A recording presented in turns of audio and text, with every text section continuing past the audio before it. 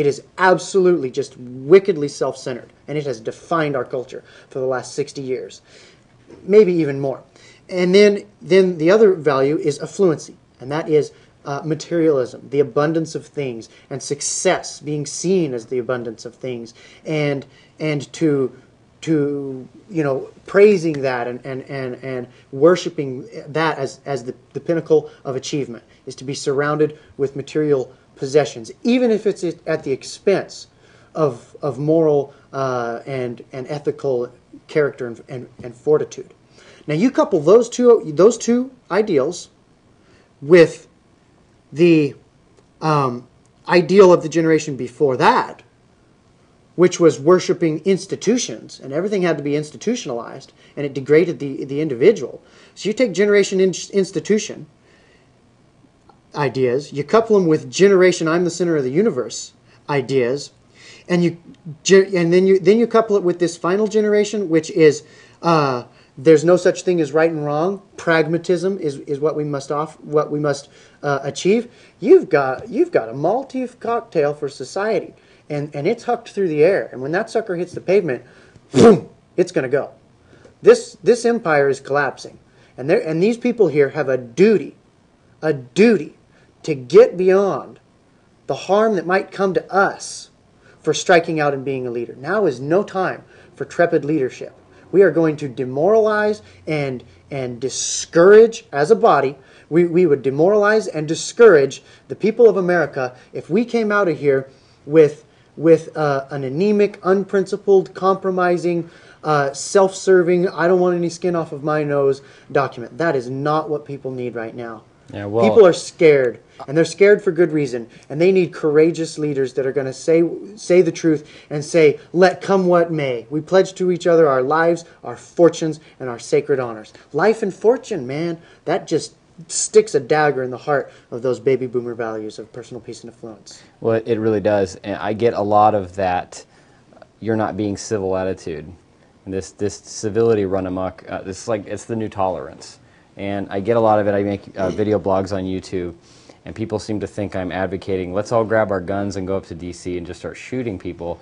And I've had to actually make videos saying that's not what I'm saying. I'm saying that we should speak what we want. We have a right, a God-given right, First Amendment right to say what we want to say. Mm-hmm. We don't have to worry about that, oh, no, we can't say that because they'll construe it to this, or you're advocating that.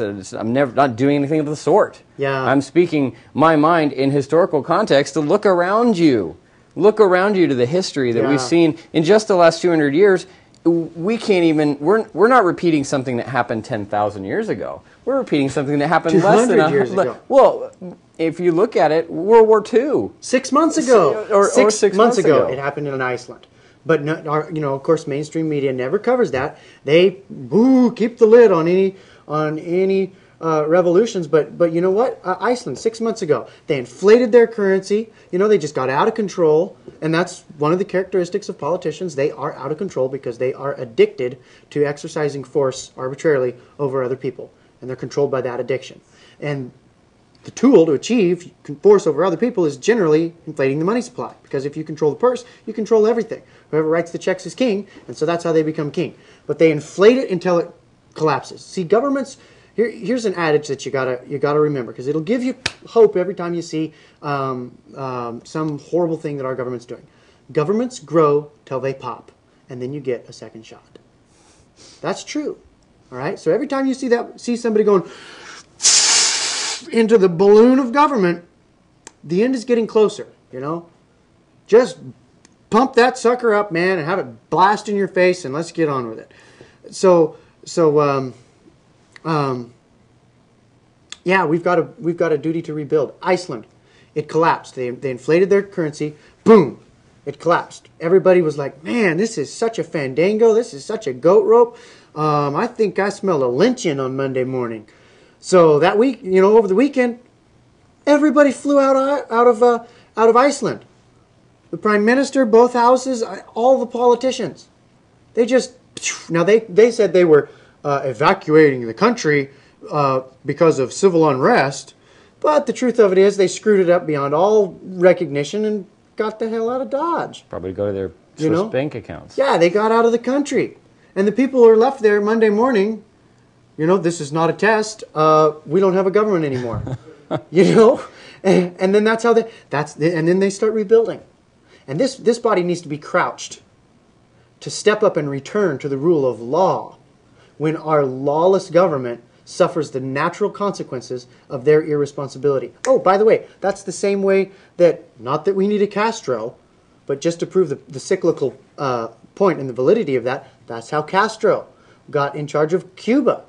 The government just grew till it popped, and Castro was the first one to show up at the Capitol. Well, that's what I've noticed, and one of the thoughts I had about the Continental Congress here is that it's a fantastic opportunity to organize citizen leadership to replace that which has run amok, and when it finally runs away, after they've gotten the point that we're not going away, we have a leadership body here that can help organize at the state level to hopefully do something about that. Yeah. If we can get past the petty little things. I keep seeing motions that are put forward that are dealing with 1 word or 2 words or 3 words, and so nothing's getting done on these things because they're dealing with that instead of, to me, my approach would be to let's get it done, and then let's go back and we can work on amendments. But we need to get some stuff out of here because we want to do this again. I'm with you, man. We need to do this again. I was pushing on that. Yeah, people are counting on us. But here, let me address that too, because there's some wrong presuppositions that we must not, that have adversely affected our current disaster of government that we don't want to absorb ourselves. And the only thing harder than learning is unlearning.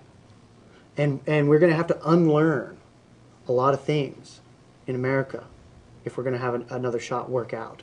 I mean, learning's easy. Well, you pick stuff up, but unlearning. We see it all the time. How do you tell the Federal Reserve isn't federal? There's no reserves, but you tell somebody that, they think you're crazy. What are you talking about? Yeah, well, that's because we measure everything by ourselves. We are the measure of all things. Truth is a product of consensus. And that's not. I mean, that's absurd. That's logically absurd.